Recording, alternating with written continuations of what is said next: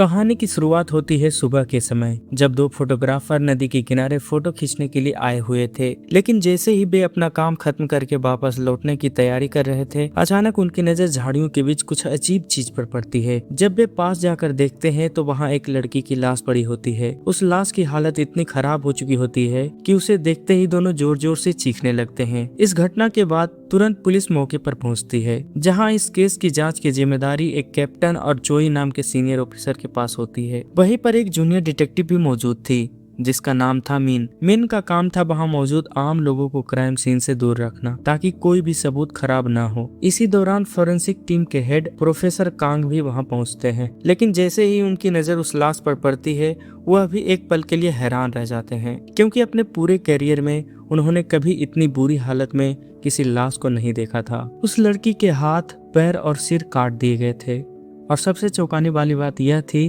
कि उसका एक हाथ वहां मौजूद ही नहीं था। जब उस लाश की पहचान की जाती है तो पता चलता है कि उस लड़की का नाम सोमी था, जो एक बार में काम करती थी। इसके बाद प्रोफेसर उस लाश का पोस्टमार्टम शुरू करते हैं, और मिन भी वहीं खड़ी होकर यह सब अपनी आंखों से देख रही होती है, क्योंकि वह इस केस में सबसे जूनियर थी और प्रोफेसर चाहते थे कि उसे यह अनुभव मिले। तभी प्रोफेसर मिन से कहते हैं, मौत के बाद इंसान इंसान नहीं रहता, वह सिर्फ एक सबूत बन जाता है। इसके बाद वह शरीर के सभी अंगों के सैंपल निकालने लगते हैं, ताकि जांच आगे बढ़ सके। पोस्टमार्टम खत्म होने के बाद प्रोफेसर सभी को बताते हैं कि उस लड़की के सिर पर किसी भारी चीज से हमला किया गया था, और उसकी मौत के बाद उसके शरीर के टुकड़ों को काट दिया गया था। इतना ही नहीं, उन्हें उसके नाक और मुंह से ग्रेनाइट मिट्टी के कण भी मिले थे। वह सुनते ही मिन को कुछ याद आता है। उसे याद आता है कि इस शहर में एक सीमेंट फैक्ट्री है, जो इस क्राइम सीन से ज्यादा दूर नहीं है। इसके बाद पुलिस टीम उस फैक्ट्री में जाती है, और कुछ समय तक जांच करने के बाद उन्हें वहां उस लड़की का कटा हुआ हाथ भी मिल जाता है। यह देखकर मामला और भी खतरनाक हो जाता है।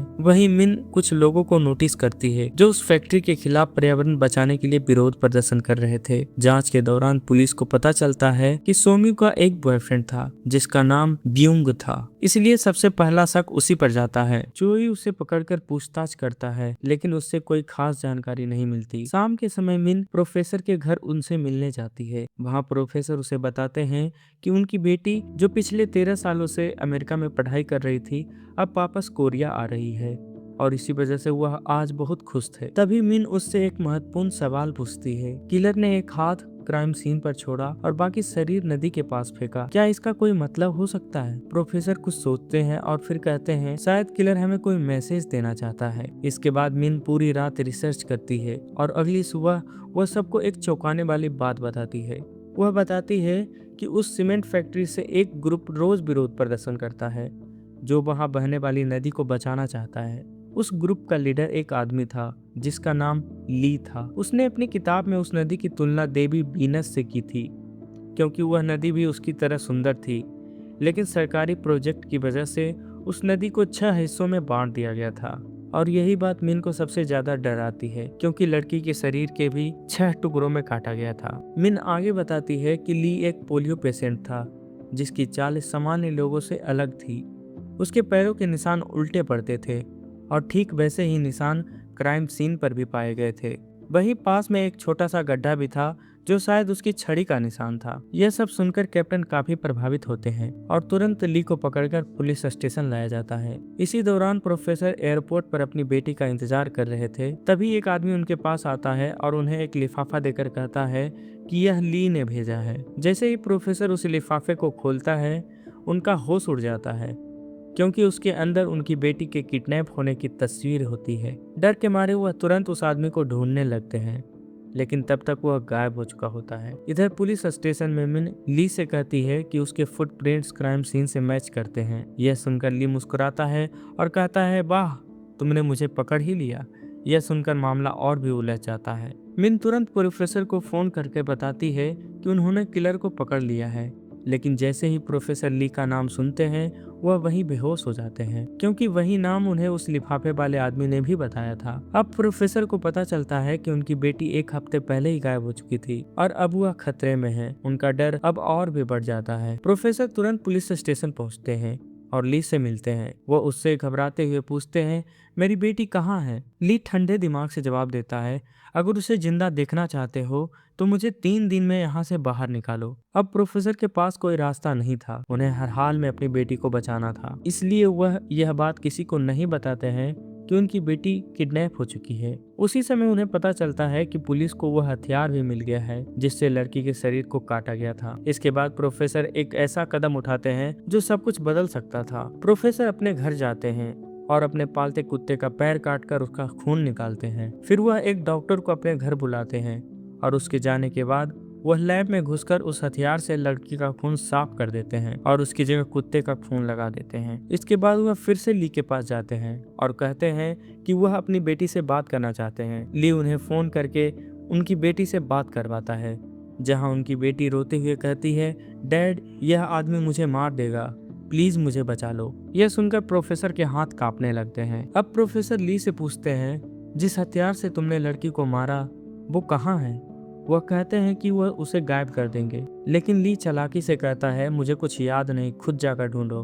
और साथ ही वह एक और डरावनी बात बताता है, यह भी पता लगाओ कि मैंने उसे क्यों मारा। इसके बाद प्रोफेसर सोमी के घर जाते हैं, जहां उन्हें उसके दोस्त के बारे में पता चलता है। वह उस दोस्त से मिलते हैं और पूछते हैं कि सोमी किसके साथ ज्यादा रहती थी। वो उन्हें फिर से ब्यूंग का नाम बताता है। उधर पुलिस को रिपोर्ट मिलती है कि उस हथियार पर इंसान का नहीं बल्कि जानवर का खून था। यह सुनकर कैप्टन गुस्से में आ जाता है और सभी को आदेश देता है कि ली के घर जाकर असली हथियार ढूंढा जाए। उसी समय मिन प्रोफेसर को कॉल करती है और उन्हें ऑटोप्सी रिपोर्ट मांगती है ताकि ली को गिरफ्तार करने का वारंट लिया जा सके। लेकिन जैसे ही प्रोफेसर को पता चलता है कि पुलिस ली के घर जा रही है, वह उनसे पहले ही वहां पहुंच जाते हैं और खुद उस हथियार को ढूंढने लगते हैं। काफी देर तक तलाश करने के बाद भी उन्हें कुछ नहीं मिलता, लेकिन तभी उन्हें एक फोटो मिलती है जिसमें ली उसी आदमी के साथ था जिसने एयरपोर्ट पर उन्हें लिफाफा दिया था। तभी अचानक पुलिस भी वहां पहुंच जाती है और प्रोफेसर छिप जाते हैं। पुलिस को वहां एक लोहे की रॉड मिलती है जिस पर खून लगा होता है, इसलिए वे उसे अपने साथ ले जाते हैं। इसके बाद प्रोफेसर एक लोकल पुलिस स्टेशन जाते हैं और उस फोटो के बारे में पूछताछ करते हैं। वहाँ एक पुलिस वाला उन दोनों को पहचान लेता है और वह बताता है कि ली और प्योंग सिक अपने पिता और बहन सुजीन के साथ पास वाले गाँव में रहते थे, लेकिन बहन की मौत के बाद उन्होंने वह गांव छोड़ दिया था। इसके बाद प्रोफेसर उस गांव में जाते हैं जहां उन्हें एक कमरे में अपनी और अपनी बेटी की तस्वीर मिलती है। ऐसा लग रहा था जैसे कोई उन्हें लंबे समय से देख रहा हो। दीवारों पर अखबार की कटिंग्स लगी हुई थी जिनमें एक स्कूल गर्ल के गैंग रेप और उसकी आत्महत्या की खबर थी। अब प्रोफेसर को धीरे धीरे समझ आने लगता है। उधर मिन प्रोफेसर के घर ऑटोप्सी रिपोर्ट लेने जाती है, लेकिन वह वहाँ नहीं मिलते।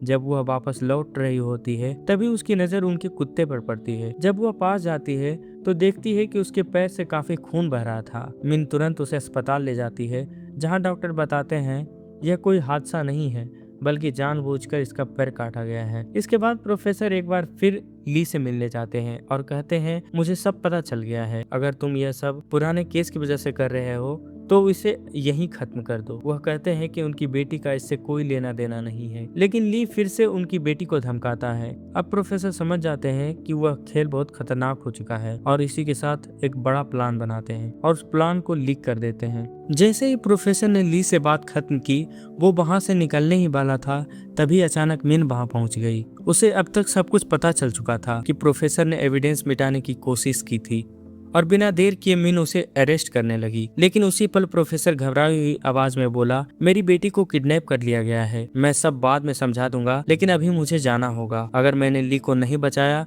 तो वो मेरी बेटी को मार देगा। ये सुनते ही माहौल अचानक बदल गया और यहीं से मिन के दिमाग में शक की एक नई कड़ी जुड़ने लगी। अब मिन ने प्रोफेसर और ली के बीच कनेक्शन ढूंढना शुरू किया और कुछ ही देर में उसे एक पुराना दबा हुआ केस मिला, एक गैंग रेप केस जो कई साल पहले हुआ था। और हैरानी की बात यह थी कि उस केस की विक्टिम कोई और नहीं बल्कि ली की बहन सुजीन थी। लेकिन उस केस में आरोपी सब अमीर घरानों से थे, इसलिए उनके खिलाफ कोई ठोस सबूत नहीं मिला और आखिरकार कोर्ट ने उन्हें छोड़ दिया। और सबसे बड़ा झटका ये था कि उसी केस में सोमी ने गवाह दी थी और ऑटोप्सी रिपोर्ट खुद इसी प्रोफेसर ने सबमिट की थी। अब मिन को सब कुछ साफ समझ आने लगा कि ली प्रोफेसर को उसी पुराने केस की वजह से निशाना बना रहा था। वो सीधे ली के पास गई और उसे समझाने की कोशिश की, तुम जो कर रहे हो उससे तुम्हारी बहन वापस नहीं आएगी।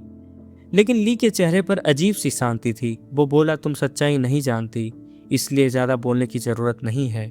और तभी उसने अपनी वॉकिंग स्टिक मिन की तरफ बढ़ाते हुए कहा, यही है वो हथियार जिससे मैंने सोमी को मारा था। मिन ने बिना समय गवाए उसे जांचा और जब उसने सोमी के सिर के घाव से उसे मैच किया तो वो पूरी तरह से मैच हो गया। अब मामला और गहरा होता जा रहा था। इधर प्रोफेसर अपनी एक और चाल चल चुका था। उसने सोमी की एक दोस्त को ब्यूंग के पास भेजा, जहां उस लड़की ने बड़ी चालाकी से ब्यूंग के फिंगरप्रिंट्स और उसका सीमेन कलेक्ट कर लिया और फिर वो सबूत लेकर सीधे प्रोफेसर के पास पहुंची, क्योंकि वो भी अपनी दोस्त को इंसाफ दिलाना चाहती थी। लेकिन प्रोफेसर अब इंसाफ नहीं, सिर्फ अपनी बेटी को बचाना चाहता था। वो तुरंत लैब पहुंचा और उसने सोमी की डेड बॉडी के साथ छेड़छाड़ की। उसने ब्यूंग के फिंगरप्रिंट्स और सीमेन को बॉडी में डाल दिया ताकि पूरा इल्जाम ब्यूंग पर डाला जा सके और इस तरह वो लीक को बचाकर अपनी बेटी को वापस पाना चाहता था। इसके बाद उसने एक नई ऑटोप्सी रिपोर्ट तैयार की जिसमें साफ लिखा था कि सोमी के साथ रेप हुआ और फिर उसकी हत्या की गई। और अब कहानी अचानक अतीत में चली जाती है। कोर्ट रूम का वो दिन जहां सुजीन के केस की सुनवाई हो रही थी। सभी की नजरें सोमी पर थी, लेकिन उसने जो कहा उसने सब कुछ बदल दिया। उसने गवाही दी कि सोजिन खुद लड़कों के साथ रहती थी और अक्सर उनके साथ घूमती थी, यानी उसने सच नहीं बल्कि झूठ बोला। वहीं दूसरी तरफ सोजिन का पिता रो रो कर कह रहा था, सच बता दो, मेरी बेटी ऐसी नहीं है। लेकिन उसकी आवाज किसी ने नहीं सुनी। और फिर सबसे बड़ा बाढ़ प्रोफेसर की रिपोर्ट ने किया। उसने कहा कि सोजिन के शरीर पर जबरदस्ती के कोई निशान नहीं थे, यानी सब कुछ उसकी मर्जी से हुआ था। बस यही वो पल था जहां एक मासूम लड़की को कोर्ट रूम में ही गलत साबित कर दिया गया और उसी पल ली के अंदर बदले की आग जल उठी। वापस प्रेजेंट में ली ने पुलिस स्टेशन में अपना बयान बदल दिया। मैंने सोमी को नहीं मारा, वो बोला। इस शहर में सिर्फ मैं ही स्टिक यूज नहीं करता। असल में ये भी प्रोफेसर का ही प्लान था ताकि उसे थोड़ा और समय मिल सके। उधर पुलिस ने नई रिपोर्ट के आधार पर ब्यूंग को पकड़ लिया और ली को छोड़ दिया गया। जैसे ही ली बाहर आया, उसका भाई प्योंगसिक उसे लेने पहुंचा और पीछे पीछे प्रोफेसर भी उनका पीछा करने लगा। इधर मिन को एक और सच्चाई पता चली कि प्रोफेसर ने उस पुराने केस में झूठ बोला था और ली ने उन तीनों आरोपियों को पहले ही मार दिया था और सोमी भी उसी सच्चाई से जुड़ी थी, इसलिए उसे भी मार दिया गया। अब प्रोफेसर ली के सामने खड़ा था। उसकी आवाज टूट चुकी थी। मैंने सब कुछ कर दिया, अब मेरी बेटी को वापस कर दो। वो माफी भी मांगता है, लेकिन ली के अंदर सिर्फ नफरत बची थी। वो गुस्से में बोला, मेरी बहन की क्या गलती थी?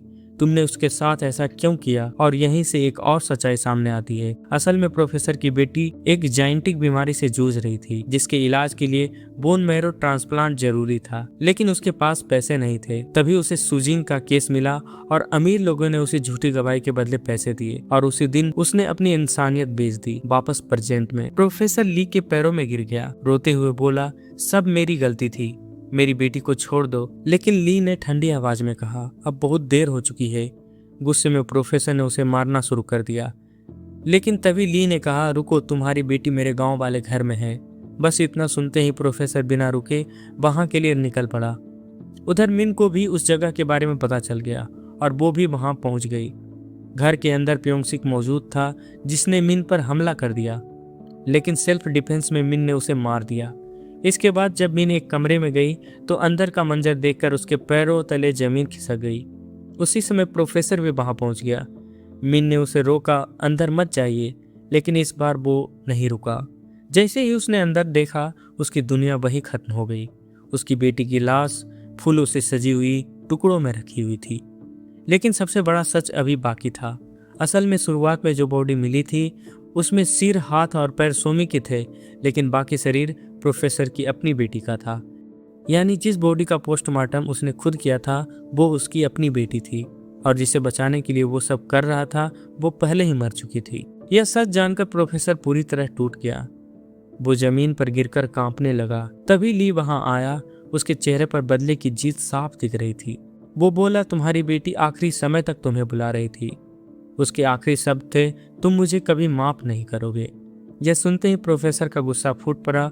उसने मिन की गन छीनी और ली को गोली मार दी और अगले ही पल खुद को भी गोली मारकर सब खत्म कर दिया। दोस्तों, इसी के साथ ये खौफनाक कहानी यही खत्म हो जाती है।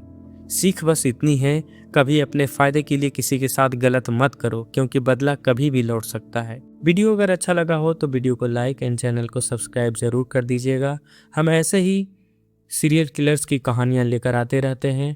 तो मिलते हैं नेक्स्ट वीडियो में, तब तक के लिए धन्यवाद।